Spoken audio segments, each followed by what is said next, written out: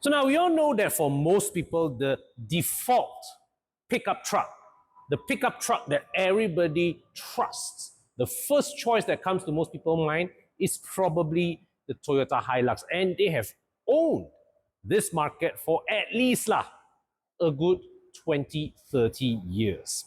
But I always say also that the most important pickup truck in the industry over the last also maybe 25 to 30 years is actually not the Hilux, but rather the Ford Ranger. Why do I say that? You see, the Ford Ranger was the pickup truck that opened the minds of Malaysian motorists to accepting pickup trucks as a legit, viable vehicle for private use, for day-to-day use. You know, it was the pickup truck that made us see pickup trucks no longer as just vehicles for contractors, for farmers, for the estate rubber tappers or whatnot.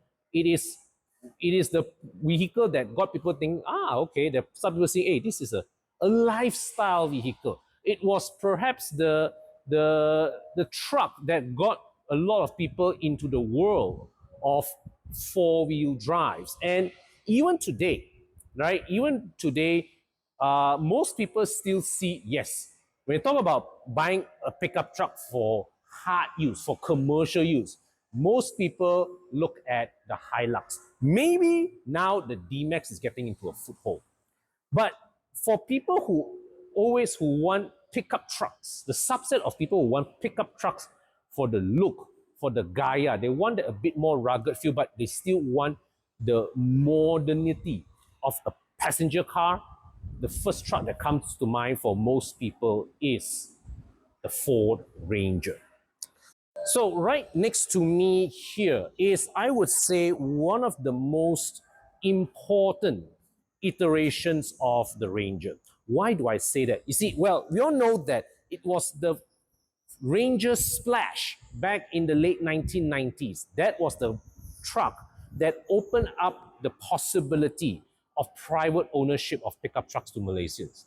But this generation of the Ranger was the one that introduced modern technologies into the pickup truck world. Depending on the variant that you got, okay, this was the Ranger that brought to the world, the pickup truck world, ADAS, electric power steering, keyless entry, touch screen, voice command, reverse camera. Okay? And this was also during a time when most pickup trucks were using 2.5 and 3 liter engines. Ford made the daring decision to enter the market with a 2.2. They even later on went into a higher tuned 2 liter model. It's not something that I'm particularly a fan of. I still prefer my trucks to have a bigger engine. But Ford at that time raised eyebrows when they launched the Ranger, not only with a 2.2 liter engine, but one that is very highly tuned. So even though it was 2.2, but its outputs matched up to a lot of 2.5 liter engines of its rivals. So this particular iteration of the Ranger, T6 Ranger, this is the facelift, and this one was introduced in 2015. This was introduced in 2015, but this car was registered in 2017. So it has the narrow headlight looks with halogen projector headlights. Okay, so it still has the 2.2 liter engine. Okay, this was the last batch before they introduced the 2 liter engine later on. Okay, now this particular unit is what we call the XLT. So it does not have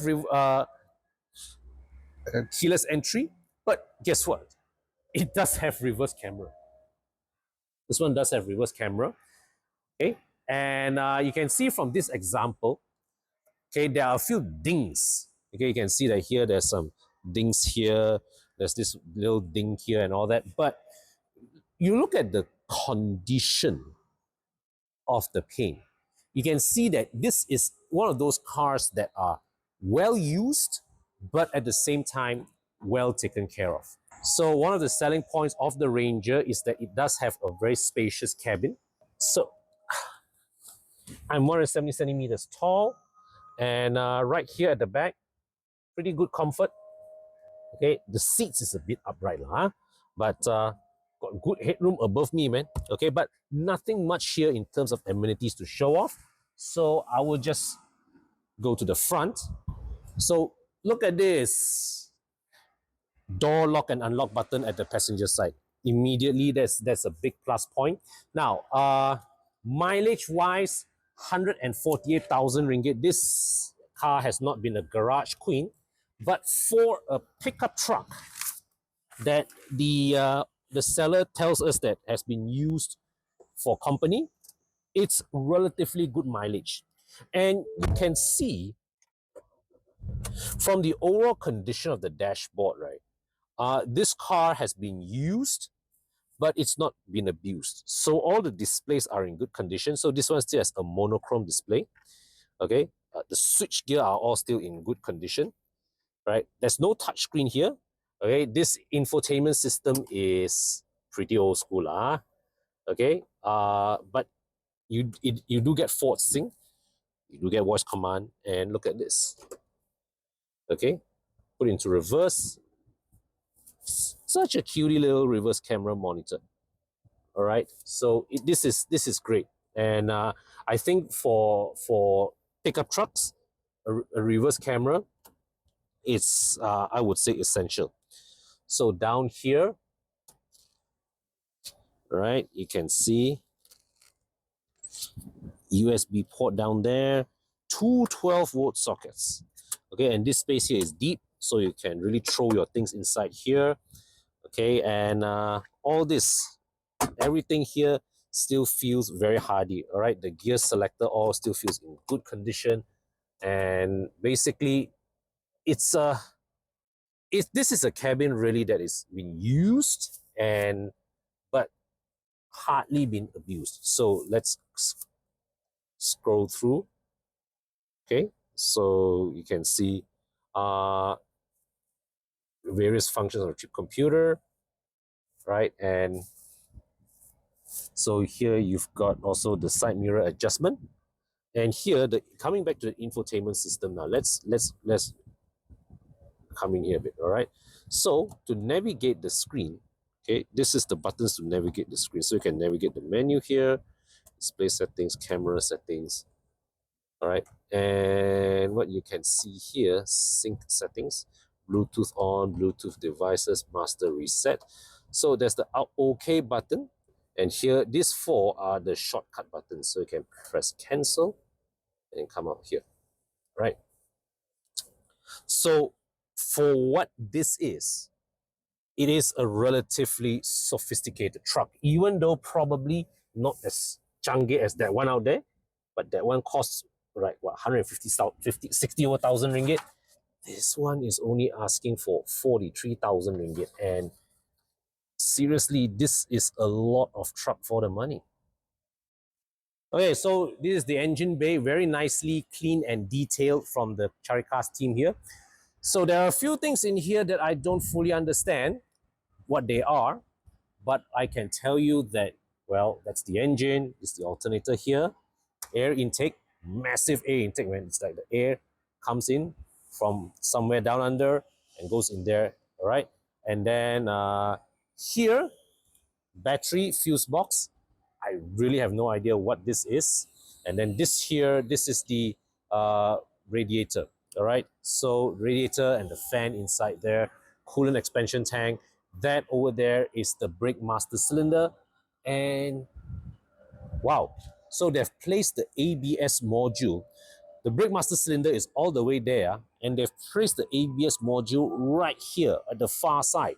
So this is the section of the engine bay where it is the coolest, and that's where you can see Ford has placed the battery, the fuse box, and the ABS module right over there. All right, so from the looks of it, the condition of this engine really looks fantastic. And as I will show you later in the drive, this truck, the engine still pulls pretty strongly. Now, this is one of those trucks that look decent from afar. Now, what does that tell us? What tells us is that this truck, at the very least, it's probably throughout its lifetime has been parked under shade, has been serviced on time, but no question, this car has seen some heavy usage and it has caught its fair share of dings. Okay, you can see there's one ding here. Okay, there's a slight misalignment of the bumper, and also there's this gap here at the bonnet, right? Here as well. So what this suggests to me was that there would have been a minor collision that involves the front bumper, and then they have had to fix it. This probably would have been a screw. Okay, and you can see from the sides there are signs that the paint has been touched up here and there before. So straight up, and you can see here at the bumper there are scratches here, some cracks here on the paint and here. So what you are looking at here, this is not a garage queen. This car has been used before. It has seen service. Okay, and if you want something that's spick and span, I would advise you don't waste your time with this unit. But what I can tell you is that beneath its appearance, its slightly scarred appearance, this truck has been well taken care of by its owner. It has been serviced mechanically, it's been serviced. All the suspension parts, when I drove it over the bumps, it feels solid. This particular example is for sale here at less than 44,000 ringgit. So what are you getting for that kind of money? Actually, a pretty modern truck, even though, well, this particular example being the XLT trim. This is not the wild track, not the highest spec model, so you don't get the full range of facilities, but you do get a little screen here. Okay, you don't have keyless entry, it doesn't have ADAS, but look at the number of buttons on the steering. So this is not exactly what we call a poverty spec car. Neither is this an outdated car, because look at this little small screen here has a reverse camera, which even my S-Max does not have. Okay, so this is the first facelift of the Ranger, so it still retains the older model's 2.2 liter 4-cylinder engine that is mated to a 6-speed automatic transmission. The newer generation ones with the 2-liter models, they get a 10-speed transmission. Now, in terms of outputs, Ford has always been a bit more aggressive in tuning their engines compared to the likes of Isuzu or Toyota, right? Ford has always been, they're willing to squeeze a few extra horses and torque per liter from their engine compared to Isuzu and Toyota with when they tune their bigger engines. So therefore, in terms of straight line performance, or rather in terms of the low to mid-range pull, the Ranger is not exactly slow even compared to the current generation of pickup trucks, right? Certainly on the highways, this car does not struggle to keep up with traffic. Okay, and in terms of handling, I've always said this. Now, a lot of people say that the Ranger is the most car-like pickup truck in the market. To a certain extent, that's true when you're looking at terms of features, in terms of design. Yes. Okay, the only area where I believe that in terms of the on-road handling, okay, and also comfort, actually I have always felt the Triton is slightly better than the Ranger, but only slightly. Okay, why I say that is because when you go on fast sweeping bends, the Triton is, I feel a lot more confident in the Triton, right? But that's the kind of quality that it takes an enthusiast driver to appreciate. But for a regular driver who is just using this for day-to-day chores, right? The Ranger admittedly offers a few the kind of more enhancements that regular drivers appreciate over that of enthusiast drivers, which is why that for most people, okay, for most pickup truck buyers, if they are really looking for a workhorse to use and abuse, they will go D-Max or they will go Hilux.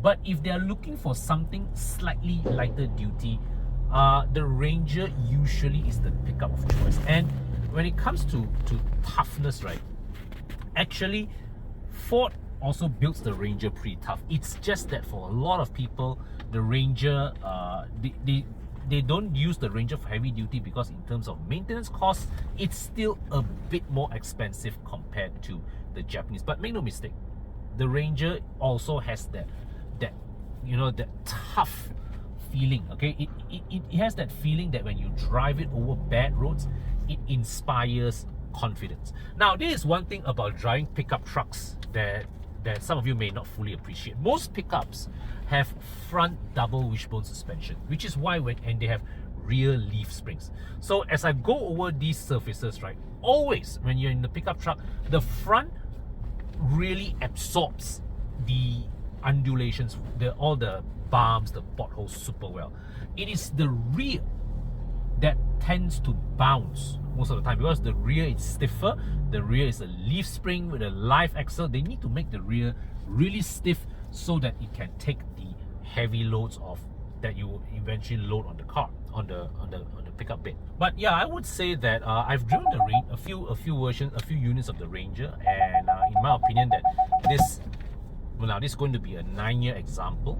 2026 now, it's going to be a 9-year example, and this unit here definitely feels well kept. It does not feel like it's abused. It's got 148,000 kilometers on the odometer, so this car hasn't exactly been a garage queen, but as we went over, bumps, potholes and all that, we are not feeling any squeaks, we are not feeling any signs of unusual wear and tear on the car. All right, so this is a regularly used Ford Ranger that has been reasonably maintained by its seller, and this truck is looking for a new home. And if you've got a budget about 40,000 ringgit, and you want to get a pickup truck to use to carry your things or just to drive around, well, this particular unit of the Ranger is definitely worth looking at. And if you're interested to come and view the car, fill in the form in the description section below, and my team will be in touch to assist you to arrange a viewing. And of course, or if you are looking for any particular car, you want to sell your car, you want to get the best possible price, fill in the form in the description section below. Also, my team will be in touch to assist you to see how we can get offers for your car. All right, but until my next video, take care, stay safe, and I will see you soon.